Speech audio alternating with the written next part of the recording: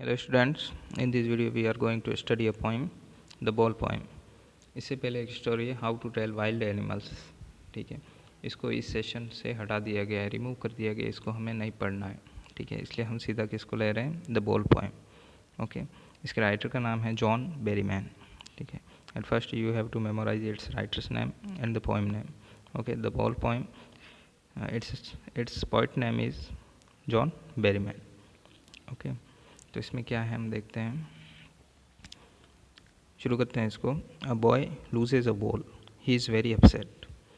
एक लड़का है, वो अपनी बॉल को खो देता है. उसके पास एक बॉल है, उसको वो खो देता है. उसके बाद वो क्या है, बहुत अपसेट हो जाता है. He is very upset. ठीक है, बॉल के बाद बहुत अपसेट हो जाता है. A ball doesn't cost much, nor is it difficult to buy another ball. अब ऐसा नहीं है कि वो बॉल क्या बहुत महंगा है, और ऐसा भी नहीं है कि दूसरा बॉल नहीं खरीदा जा सके. Why then is the boy so upset. तो फिर वो लड़का इतना उदास क्यों है उस बॉल को खोने के बाद. Read the poem to see what the poet thinks has been lost and what the boy has to learn from the experience of losing something. अब इस पोएम को आप पढ़िए और इसमें पोइट क्या सोच रहा है कि वास्तव में उस लड़के ने क्या खोया है. वैसे उस लड़के ने एक बॉल खोया है, लेकिन पोइट को क्या लगता है उस लड़के ने क्या खोया है. उसके लिए इस पोएम को आप पढ़िए और ये जानने की कोशिश करिए कि उस लड़के को क्या, किस बात का एक्सपीरियंस मिला. ठीक है, उस बॉल को खोने के बाद. ठीक है, उसको क्या अनुभव होता है वो हमें जानने को मिलेगा. तो शुरू करते हैं इस पोएम को. What is the boy now who has lost his ball, what is it to do. I saw it go merrily bouncing down the street and then merrily over. There it is in the water. Now used to say, oh, there are other balls. An ultimate shaking grip fixes the boy as he stands rigid, trembling, staring down all his young days into the harbor where his ball went. अब देखो, what is the boy now, इसका meaning है यहाँ पे how is the boy now, यानी वो लड़का अब कैसा है. who has lost his ball, जिसने अपनी बॉल को खो दिया है. what is he to do, अब वह लड़का क्या करेगा. ठीक है, what will be done by that boy. ठीक है, I saw it go merrily bouncing down the street. अब यहाँ पे पोइट कह रहा है, जॉन बेरीमैन कह रहा है, I saw it go merrily bouncing, यानी कि मैंने उस बॉल को जाते हुए देखा है. ठीक है, यहाँ पे इट का मीन क्या है, बॉल. ठीक है, आई कौन है, poet. I saw it go merrily bouncing, merrily का मीन होता है हैप्पीली, बाउंसिंग यानी जंपिंग, यानी कि उस बॉल को मैंने खुशी से बाउंसिंग करते हुए डाउन द स्ट्रीट, यानी कि स्ट्रीट में से जाते हुए देखा है. ठीक है, वहाँ से जाते हुए वो कहाँ जाती है बॉल, देखो. एंड देन मैरिड ओवर, और खुशी खुशी वो बॉल कहाँ जाती है, there it is in the water, खुशी खुशी वो उस पानी में गिर जाती है. ठीक है, नो यूज टू से oh there are other balls. अब इस बात का कोई मतलब नहीं है, इस बात को कहने का कोई मतलब नहीं है कि यहाँ पे ओ का मीन है अ लिटिल बॉय. ठीक है, यानी जिसकी बॉल खो गई है, कि प्यारे बच्चे, बहुत सारी दूसरी बॉल भी हैं, तुम इतना टेंशन मत लो, तुम्हारी बॉल इस पानी में गिर गई है. ये बात कहने का कोई मतलब नहीं है. क्यों, देखते हैं आगे.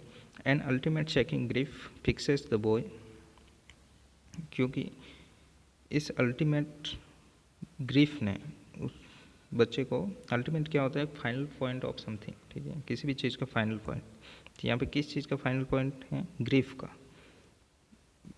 यानी कि वो लड़का बहुत ज़्यादा दुखी हो गया है. ठीक है, उसने उस दुख ने उसको शेकिंग कर दिया है, हिला करके रख दिया, और उसको फिक्स कर दिया है. ठीक है, फिक्सेस द बॉय, है ना. फिक्स क्या होता है, put firmly in a place so that it may not move, यानी वो लड़का वहाँ से हिल नहीं रहा है. एज ही स्टैंड्स रिजिड, इसलिए वो रिजिडली खड़ा है. ठीक है, रिजिड का मीन क्या होता है, देखो यहाँ पे स्टिफ. ठीक है, दृढ़ या हार्श, रिजिडली वहाँ पर खड़ा है. ट्रैम्बलिंग, ट्रैम्बलिंग कर रहा है, काँप रहा है ना. स्टेयरिंग डाउन, यानी नीचे देख करके स्टेयर कर रहा है, गेजिंग कर रहा है. स्टेयरिंग मीन्स गेजिंग, टकटकी लगा करके देखना. जहाँ पर उसकी बॉल गिर गई है वहाँ पर टकटकी लगा कर वो देख रहा है. All his young days to the harbour where his ball went. All his young days, यानी उसके जितने यंग डेज थे वो अब उस हार्बर में जा चुके हैं. हार्बर क्या होता है? Place on the coast where ships can be tied up, या फिर place for the ships to rest, यानी ऐसा स्थान जहाँ पर शिप रेस्ट करते हैं या फिर उनको बांध करके रखा जाता है, उसको हार्बर बोलते हैं। ठीक है, क्योंकि उस लड़के ने हो सकता है उस बॉल के साथ उसका बचपन बिताया हो, उसकी प्यारी बॉल हो वो, ठीक है, बचपन से उसके साथ खेलता आया हो और उसके बचपन की यादें जुड़ी हुई है, इसलिए इसमें ऐसा कहा गया है all his young days into the harbour. उसके यंग डेज जितने भी थे वो सब उस हार्बर में समा गए, उस बॉल के साथ चले गए, यादें सब चली गई। ठीक है, अब देखो पोइट क्या कह रहा है आगे। I would not intrude on him a dime another ball is worthless, now he senses first responsibility in world oppositions, people will take balls, balls will be lost always, little boy, and no one buys a ball bag. Money is external, he is learning, well behind his desperate eyes. The epistemology of loss, how to stand up, knowing what every man must one day know, and must know many days, how to stand up. देखो, I would not intrude on him, यहाँ पे I कौन है? John Berryman the poet. ठीक है, poet क्या कह रहा है इसमें कि मैं इस मामले में इंट्रूड नहीं करूँगा, दखल अंदाजी नहीं करूँगा। इंट्रूड का मीन क्या होता है यहाँ पे दे रखा है, देखो, to enter a situation where one is not welcome, यानी कि ऐसी सिचुएशन में एंटर नहीं करना जहाँ पर अपना वेलकम नहीं हो, यानी कि घुसपैठ नहीं करना, दखल अंदाजी नहीं करना। तो मैं इस मामले में दखल अंदाजी नहीं करूँगा। A dime another ball is worthless, देखो उस बॉल का यहाँ पे कीमत बता रखा है, उस बॉल की कीमत है 1 डाइम। ठीक है, यानी कि 1 डाइम दे करके दूसरी भी खरीदी जा सकती है। ठीक है, अ डाइम कितना होता है? 10 cent, 10 cent is equal to 1 dime. Okay, और 100 सेंट मिल करके बनता है $1। ठीक है, ये यूएस की करेंसी है, आपको ध्यान में रखना है ना। इज़ वर्थलेस, वर्थलेस क्या होता है? नो वैल्यू, ठीक है, हैविंग नो वैल्यू। अब दूसरा बॉल खरीदने का कोई वैल्यू नहीं है।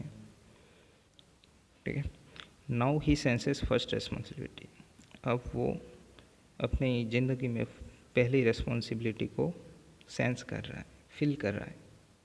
ठीक है, now he senses first responsibility in world opposition's. ठीक है, इस पोजिशंस का मीन होता है वर्ड ऑपोजिशंस, यानी कि मटेरियलिस्टिक वर्ड, फिजिकल वर्ड, यानी कि ऐसा इस दुनिया में क्या है, हर इंसान ये चाहता है, हर चीज़ को ऑन करना चाहता है, खरीदना चाहता है, अपनी बनाना चाहता है। ठीक है, यानी कि मटेरियल हर किसी को पसंद है। ठीक है, तो इस वर्ड ऑफ पोजिशंस में वो अपनी फर्स्ट रेस्पॉन्सिबिलिटी को फिल कर रहा है। पीपल विल टेक बॉल्स, यहाँ पे बॉल किसको रिप्रेजेंट कर रहा है? अपनी खुद की चीज़ों को। ठीक है, अपने खुद के ऑब्जेक्ट्स को कि हमें संभाल करके रखना चाहिए। ठीक है, तो देखो पीपल विल टेक बॉल्स, यानी लोग बॉल्स को ले लेंगे। Balls will be lost always, little boy, प्यारे बच्चे, बॉल्स हमेशा के लिए खो जाएगी। ठीक है, and no one buys a ball bag, और ऐसा नहीं है खो जाने के बाद तुमको कोई वापस उस बॉल को खरीद करके नहीं देगा, यानी कि तुम्हारी चीज़ों को वापस कोई नहीं लौटाएगा तुम्हें। मनी इज़ एक्सटर्नल, मनी क्या है? एक्सटर्नल चीज़ है। ठीक है, एक्सटर्नल क्या होता है? Things which not attached feelings, यानी कि ऐसी चीज़ें जो कि फीलिंग्स के साथ अटैच नहीं करती हैं। ठीक है, he is learning well behind his desperate eyes, वो सीख रहा है, वो लड़का सीख रहा है उसकी डेस्परेट आइज के पीछे जो दिमाग है उससे वो सीख रहा है। ठीक है, the epistemology of loss, how to stand up. Epistemology क्या होता है? Deep knowledge. ठीक है, यहाँ पे दे रखा होगा, देखो कहाँ है एपिस्टेमोलॉजी ऑफ लॉस, दे रखा, देखो, understanding the nature of loss. ठीक है, what it means to lose something. ठीक है, यानी किसी चीज़ को खोने का क्या मीन है। ठीक है, उसको बोलते हैं एपिस्टेमोलॉजी। ठीक है, the Greek word episteme means knowledge.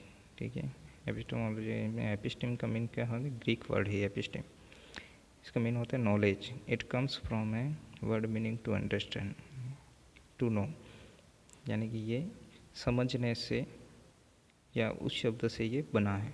ठीक है, यानी समझ या किसी चीज़ को जानना, वहाँ से बना है। Epistemology is the study of the nature of knowledge itself, यानी कि ज्ञान का जो अध्ययन किया जाता है उसको एपिस्टेमोलॉजी कहते हैं। तो यहाँ पर ज्ञान वो ले रहा है, अध्ययन कर रहा है, ठीक है, सीख रहा है। कौन? Little boy. The epistemology of loss how to stand up, यानी किसी चीज़ को खोने के बाद कैसे स्टैंड अप करना है, ठीक है, वापस कम बैक कैसे करना है वो। Knowing what every man must one day know, वो लड़का ये सब सीख रहा है कि हर आदमी को ये बात एक ना एक दिन सीखनी पड़ेगी। आप लोगों को भी ये जानना पड़ेगा कि किसी चीज़ को खोने के बाद स्टैंड अप कैसे करना है। And most know many dare, बहुत सारे लोग तो क्या इस चीज़ को सीख चुके हैं। हाउ टू स्टैंड अप, किसी चीज़ को खोने के बाद वापस स्टैंड अप कैसे करना। ऐसा नहीं कि अपन निराश होकर बैठ जाए मेरी चीज़ को हो गई, ऐसा नहीं करना, ठीक है। दूसरी इंपॉर्टेंट चीज़ है इस पोइम में, वो देखते हैं हम, पोइटिक डिवाइसेस, ठीक है। तो पहला पोइटिक डिवाइस यूज हुआ है इसमें व्हाट, ठीक है। when two or more than two consecutive lines started with same words, यानी सेम वर्ड से ये दो लाइन स्टार्ट हुई है। इसमें मैरीली दिख रहा है। तो यहाँ पे पोइटिक डिवाइस यूज हुआ है, उसका नाम है एनाफोरा। ओके, पहला पोइटिक डिवाइस हो गया एनाफोरा। इसके बाद यहाँ पे देखो मैरीली बाउंसिंग, कहाँ गया, मैरीली बाउंसिंग। मैरीली का मीन होता है हैप्पीली, बाउंसिंग यानी जंपिंग, ठीक है। एंड जैसे ही इस वर्ड को बोला गया हमारे दिमाग में एक पिक्चर क्रिएट हुई कि बॉल कैसे बाउंसिंग करती है, ठीक है। तो इसको बोलते हैं हम इमेजरी। पोइटिक डिवाइस यूज़ हुआ इसमें imagery, use of words to create a vivid mental picture और फिजिकल सेंसेशन, ठीक है। हमारे दिमाग में ये सेंस आया कि बॉल कैसे बाउंस करती है, ठीक है। तो यहाँ पे पोइटिक डिवाइस यूज हुआ है इमेजरी, ओके। तीसरा पोइटिक डिवाइस यूज हुआ है इसमें देखो रिपीटेशन क्या होता है, वर्ड और फ्रेज इज रिपीटेड 2 और मोर टाइम्स। किसी लाइन में किसी वर्ड का 1 से 2 बार जो यूज़ होता है, ठीक है, उसको बोलते हैं रिपीटेशन का यूज़ कहाँ हुआ है देखो, यहाँ पे बॉल्स, ठीक है, बॉल वर्ड का यहाँ पे रिपीटेशन है, ठीक है, सिंपल है ये। अगला पोइटिक डिवाइस जो यूज़ हुआ है वो है इसमें एलिट्रेशन क्या होता है, the same consonant sound repeats in a group of words, यानी किसी ग्रुप ऑफ वर्ड्स में सेम कॉन्सोनेंट साउंड रिपीट हो, ठीक है। ऐसा कहाँ हुआ है देखो, यहाँ पे है बाइज अ बॉल बैक, ठीक है। यहाँ पे ये ब साउंड है, कॉन्सोनेंट साउंड यहाँ पे रिपीट हुआ, ठीक है। यहाँ पे और देखो मैन मस्ट, ठीक है, यहाँ पे म साउंड क्या है, रिपीटेशन है, ठीक है। इसका मतलब यहाँ पे कौन सा पोइटिक डिवाइस यूज हुआ है, एलिट्रेशन, ठीक है। The same consonant sound repeats in a group of words, okay. यही पोइटिक डिवाइस यूज हुए हैं इस पोएम में, ओके। आपको क्या करना है, इसके क्वेश्चन आंसर करने हैं, ठीक है। और आपको जो असेसमेंट भेजे जा रहे हैं उन असेसमेंट को कंप्लीट करके स्कूल में जमा कराना है, ठीक है, सबमिट कराना आपको कभी भी आकर के 5 दिन के अंदर, ओके।